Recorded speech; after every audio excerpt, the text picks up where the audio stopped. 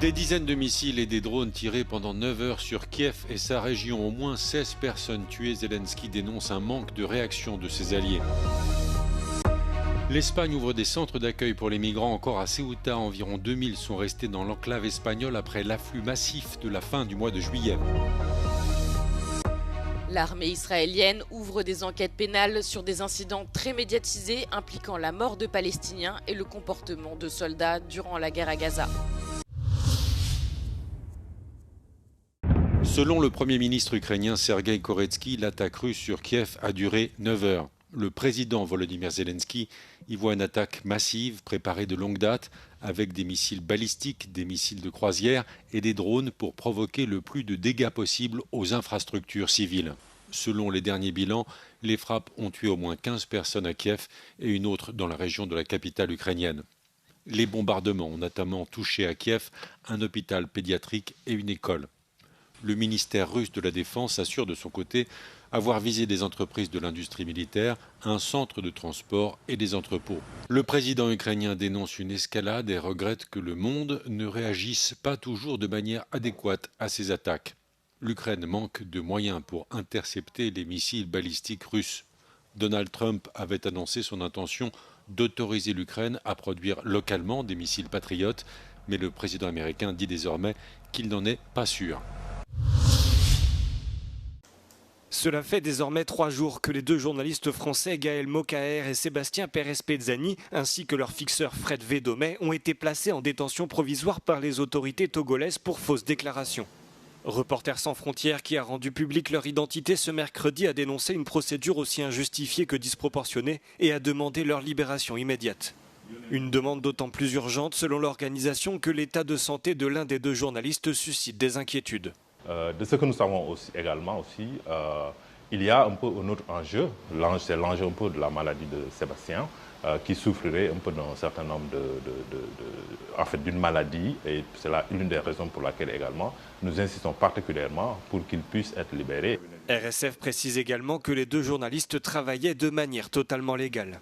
Ils faisaient simplement leur travail et rendre compte un peu du quotidien des populations togolaises dans le cadre d'une série de documentaires qui a une vocation internationale. Il n'y a absolument rien, disons, de politique, rien d'illégal dans ce qu'ils ont fait. Arrêtés le 27 juillet pour espionnage, ils ont été placés en résidence surveillée jusqu'au 30 juillet avant d'être libérés puis interpellés de nouveau le jour même.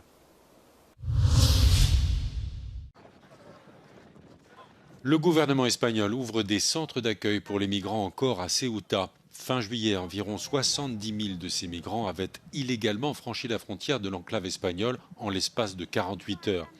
La plupart ont rebroussé chemin, mais un peu moins de 2000 sont restés. Les candidats à l'exil ont passé les 3 dernières semaines à dormir dans la rue ou sur la plage. De leur côté, les habitants de Ceuta se plaignent de problèmes d'insécurité et d'hygiène. L'Espagne ouvre 2 centres d'accueil. Selon le ministère espagnol des Migrations, il s'agit de structures temporaires qui doivent être progressivement agrandies. L'ouverture de ces centres intervient au moment où l'avenir de ces migrants suscite une bataille politique en Espagne. Le gouvernement entend transférer 500 jeunes filles vers l'Espagne continentale alors que le Parti populaire et l'extrême droite refusent d'accueillir les mineurs isolés.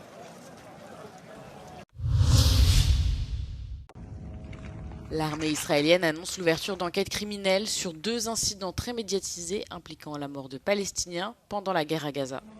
Le premier concerne la mort par balle de Hind Rajab, âgé de 5 ans. Le second porte sur la mort de 15 ambulanciers palestiniens. Hind Rajab a été tué en février 2024 lorsque les troupes israéliennes ont ouvert le feu sur un véhicule dans lequel elle se trouvait avec 6 membres de sa famille alors qu'il tentait de fuir le centre de la ville de Gaza. Hind avait dans un premier temps survécu à l'attaque qui avait coûté la vie à toute sa famille. Elle était restée en ligne avec le Croissant Rouge palestinien qui demandait l'autorisation à Israël de venir la secourir jusqu'à ce que des coups de feu et des cris se fassent entendre. Environ 2 semaines plus tard, les corps de Hind, des membres de sa famille et des 2 secouristes dépêchés sur place ont été retrouvés. En mai 2025, 15 secouristes ont été tués à Rafah après que les troupes israéliennes ont ouvert le feu sur des ambulances et d'autres véhicules d'urgence intervenant auprès des blessés. Leurs corps et leurs véhicules endommagés ont ensuite été enterrés dans une fosse commune découverte par l'ONU et le Croissant Rouge environ 1 semaine plus tard. L'armée israélienne a d'abord déclaré que les véhicules avançaient de manière suspecte, sans phare ni gyrophare. Cette version a ensuite été revisitée après la diffusion d'une vidéo prise par un téléphone portable montrant le contraire.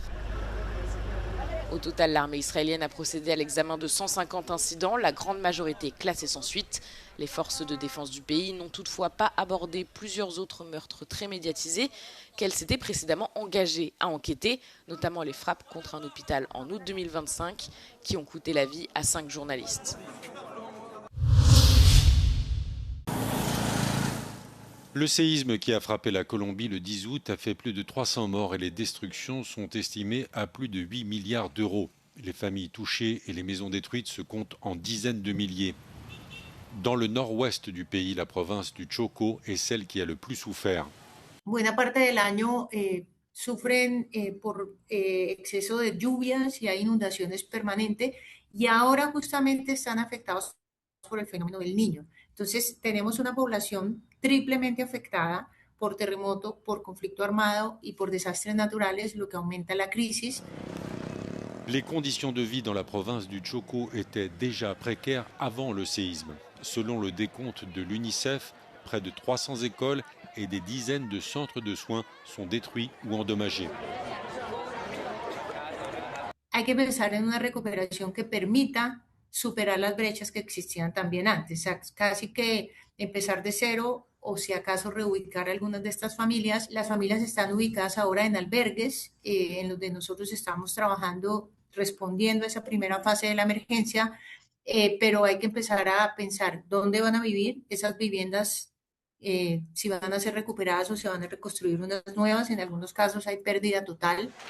L'UNICEF a pour objectif d'aller au-delà de la reconstruction et d'éviter que les communautés les plus précaires du Chocó se retrouvent à nouveau dans le dénuement. A mí personalmente, pues que llevo muchos años trabajando en temas humanitarios, ver cómo el terremoto afecta a zonas que ya vienen con unas necesidades y unas inequidades tan grandes, es decir, como es caer una desgracia sobre otra desgracia, casi que uno podría ver que es la oportunidad para que el país empiece a atender a comunidades olvidadas durante tantas décadas. Les États-Unis, l'Union européenne et des organismes comme la Banque mondiale ont apporté de l'aide à la Colombie. L'UNICEF lance un appel à maintenir l'élan de solidarité. Reiterar que lo más difícil viene ahora, que hemos recibido mucha solidaridad de la comunidad nacional. Es sorprendente ver cómo todo el país hace filas enteras para mandar ayudas y eso. Y nuestro llamado es a que no dejemos solos esas comunidades y que sigamos trabajando para que esa recuperación y reconstrucción de las viviendas y las familias afectadas pues sean garantes y tengan en primera línea a los niños y las niñas.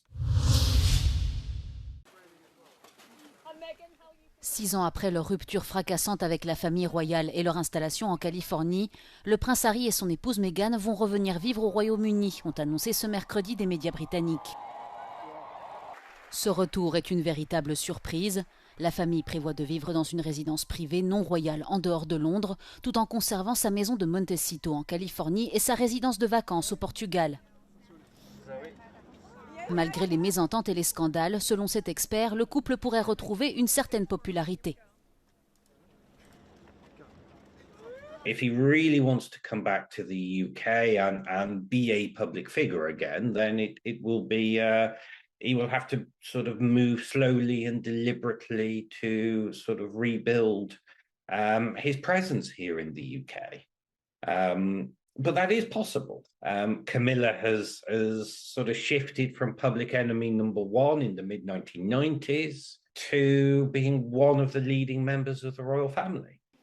Dans une série d'entretiens et dans les mémoires de Harry, Spare, le couple affirme avoir quitté le Royaume-Uni pour échapper aux contraintes de la vie royale.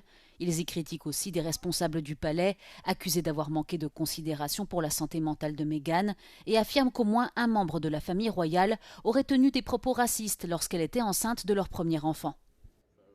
Même si les relations avec le reste de la famille royale se sont dégradées depuis, notamment avec son frère William, Harry a récemment fait part de son souhait de se réconcilier pour pouvoir passer plus de temps avec son père, le roi Charles III, atteint d'un cancer.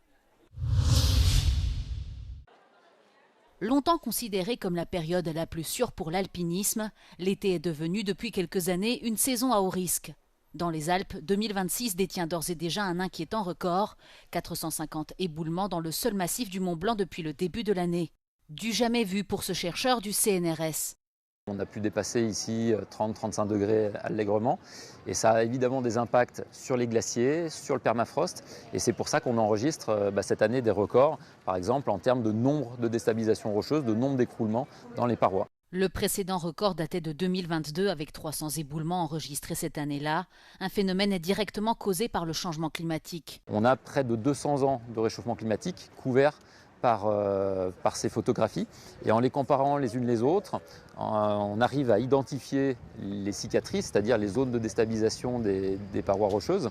On arrive à les quantifier en termes de volume et on a montré que 80 ou 85% de ces cicatrices s'étaient mises en place sur les 2 ou 3 dernières décennies. Donc on a une relation très claire entre le réchauffement du climat et la déstabilisation des parois rocheuses. Ces épisodes caniculaires de plus en plus fréquents et longs fragilisent aussi la montagne en profondeur. Les écroulements rocheux, les avalanches rocheuses se produisent aujourd'hui essentiellement du fait de la dégradation du permafrost, mais également du retrait des glaciers, puisque les glaciers ont tendance à exercer des pressions sur les versants. C'est des pressions plutôt stabilisatrices. Et quand les glaciers perdent en épaisseur, au contraire, les parois se décompriment. En juillet, 2 touristes tchèques ont perdu la vie dans un éboulement du Mont Blanc et en août, un homme est aussi mort dans des circonstances similaires. Les experts et les autorités locales n'envisagent pour le moment aucune limitation de l'accès à la haute montagne, mais demandent aux alpinistes de rester vigilants car les éboulements peuvent encore être nombreux dans les prochains mois.